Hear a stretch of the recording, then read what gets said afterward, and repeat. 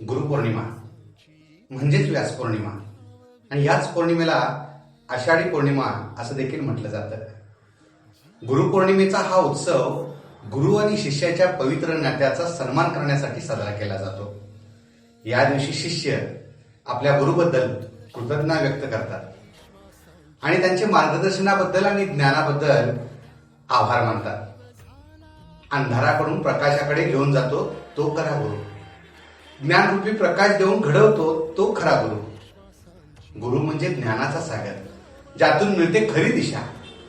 गुरु म्हणजे प्रकाशाचा किरण, जो दाखवतो यशाचा मार्ग.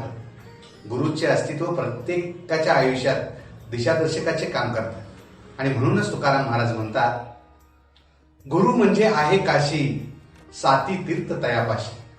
गुरु म्हणजे आहे काशी साती तीर्थ तयापाशी. तुका म्हणे ऐसे गुरु, चरण त्याचे हृदयी धरू, चरण त्याचे हृदयी धरू.